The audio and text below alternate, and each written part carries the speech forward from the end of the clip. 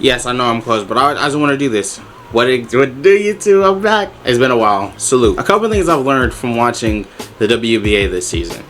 I'm a vet. I've been watching the W for a minute, but the main thing I've learned this season is that no one really wants to talk basketball, and I have no one to talk about basketball with and things that actually happen on the court. So with that being said, I'm going to come on the court. I'm going to come on this channel, and views or no views, I'm going to try to not necessarily like I want to open the floor for a dialogue to be had about things happening on the basketball court, not things that are happening on Twitter. That's the thesis statement right there. So I'm gonna be like, I guess it's better to just show you guys. This is my trusty basketball court. I used to use this for my old videos with my family when we did our older content. If you're a GOAT, you know. This is my board. I'm going to be drawing up basketball plays that I've seen in games, or just that I come across through my own brain, trying to come up with plays to execute on the basketball court. I'm going to be going over how I think the play will work, and I want to go over how I would guard the play if I was the defensive team. Now, for sometimes I will use personnel. So for this, I'm going to use the personnel of the Warriors, the Indiana Fever as the offense, and the Connecticut Suns as the defense. Mainly because that's the last basketball game that I really watched. So I want to talk basketball. End of the day, I just want to talk basketball. I want to talk basketball. I don't want to talk about black or white. I don't want to talk about racism. I don't want to talk about homophobia. That shit is not cool. I just want to talk about basketball. If you're a basketball fan, subscribe to the channel. I'm going to be doing this all through the NBA season. This is my new thing. I'll try to get back to the the 2K content when I get to it. Don't judge me on my drawings either. Listen, the main thing I want to discuss with you guys too before we even get started, I don't necessarily know the terminology for things. I'm still learning that, so bear with me. So I don't really have a play for this. What I do know about the play is that I do know this play is the Iverson cut. So I'm just gonna title this play Rob's Iverson. Okay.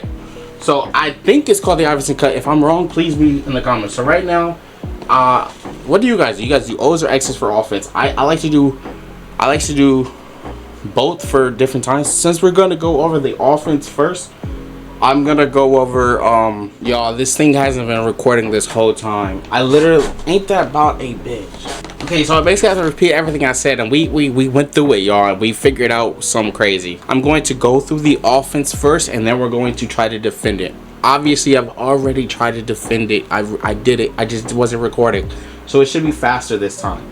So, and I actually remember the play, which is ironic. So this play is like an Iverson cut. If you don't, oh, also if I'm saying anything wrong, please feel free to correct me in the comments. No harsh feelings, bro. This shit, I don't know it, right? So, okay, so this play is we're sending K Mitch here, and she's getting obviously a screen here and a screen here. We're using the Indiana Fevers for comparison. So Kelsey Mitchell, Caitlin Clark, Lexi Ho, Timmy or Alyssa Smith, and Aaliyah Boston as our center.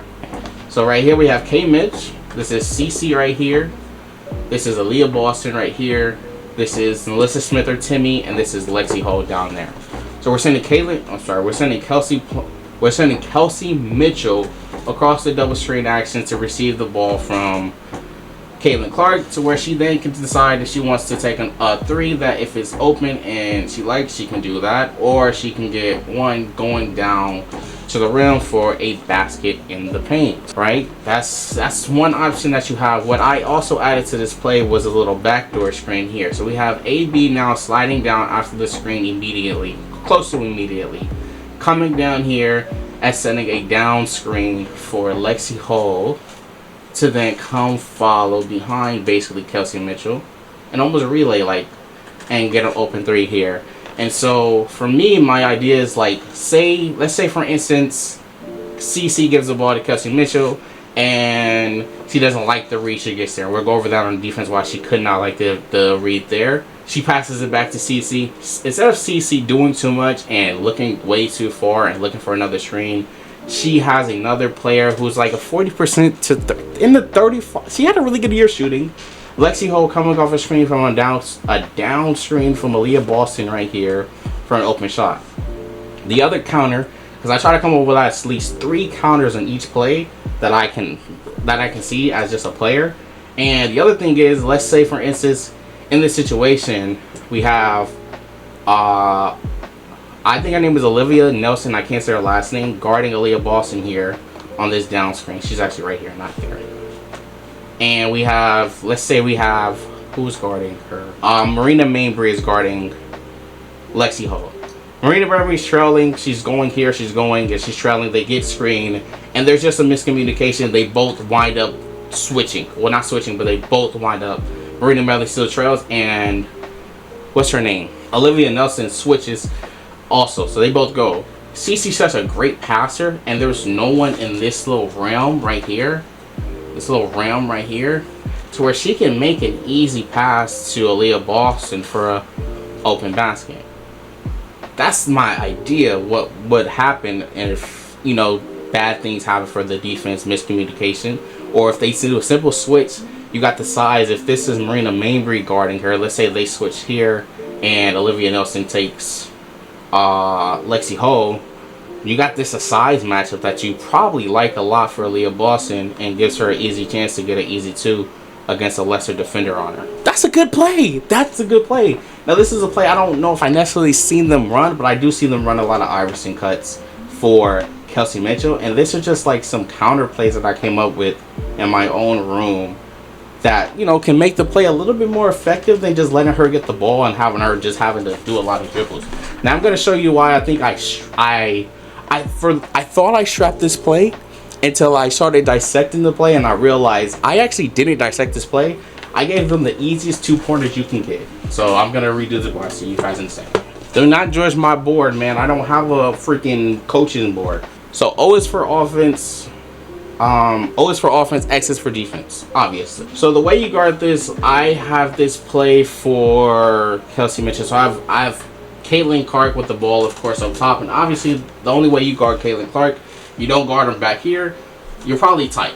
You're tight right there. The defender is all up in the grill guarding her, obviously, right? Can't let her get anything easy, making it hard for her to just make an easy pass.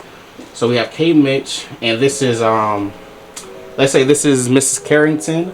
This is DeWanna Bonner. We have Olivia Nelson, the center, guarding Aaliyah Boston, and AT with Connecticut Suns guarding Timmy. So she's probably going to be off of Timmy or Nalissa Smith, whatever floats your boat.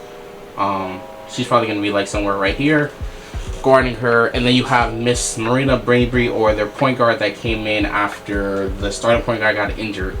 You have Marina Mabrey right here guarding Lexi Ho. So you can kind of just be off of just a bit. So as you know, the play goes with Kelsey Mitchell going here, getting a down screen. Now the thing I pointed out when I first did this was that you can't play someone like Kelsey Mitchell too close, and you can't play with her passing either. So I don't think you could play Kelsey Mitchell top lock. You can't play her here. You can't top lock her from going that way because she's so quick that she might get you an open basket here at the rim, right? So you don't want to do that. Caitlin Clark is an amazing passer. She can make that read. Give herself a chance to make that read. Olivia Nelson just have long corners to make that complicated, but she can do that. So you don't, if you're Digi Knight, you probably do not want to guard her this side. So you are going to go through the motions of this double screen action, and you're going to come here, and she's going to get the ball probably right here, and come down, gather here. And so what I thought, and the other action I have on the court, so you guys don't forget, is this action coming here, boom. So that's the action. And then, Lexi Ho. So this is what I did. And I think I just drew up a good offensive play so much that I wasn't really thinking about the defensive side.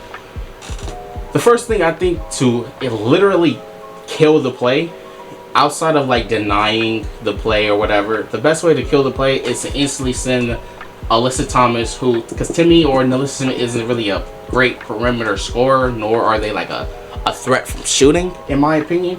So I would just send this defender here. So now we got kind of a double situation on Kelsey Mitchell, to where she's going to have to decide whether she wants to force a drive to try to get outside of Alyssa Thomas' double if she comes in too weak, or just to gather herself and kick it back out to Lexi Ho, right? I thought that would be the case. Here's where I fucked up. I'm sending this player on this side, right, for Lexi Ho to come here. So we have an empty, this whole area right here is empty. This whole area is empty. I don't know if you can see. This area is empty. All right? It is empty, but you have Olivia right here setting the screen from Olivia Nelson. I think her name was Olivia Nelson. I just know she's the 5 that was playing outside of Marina.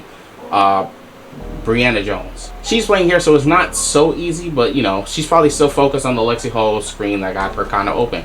So I set the double, and theoretically I set the double to the better player, forcing whatever action to happen, kick out back out or force out whatever, right? Sent the double to try to contain that from happening. No threes, no drives to the lanes, whatever.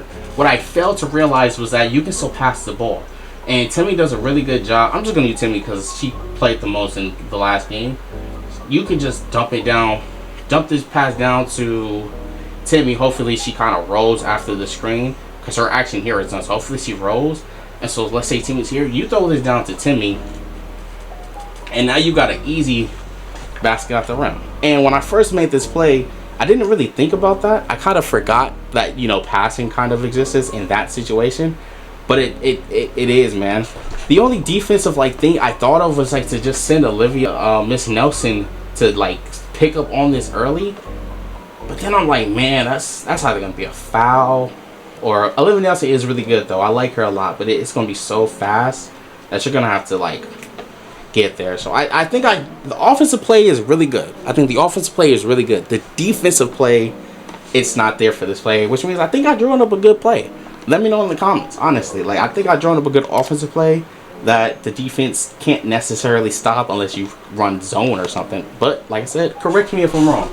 Now I'm going to go on to my second and last play of the video, maybe. I just want to say before we get any further, if you are enjoying this, comment what you think. Let me know what y'all think about this. Hopefully, this is the kind of stuff you want to see instead of people talking about critical race theory in basketball. No offense.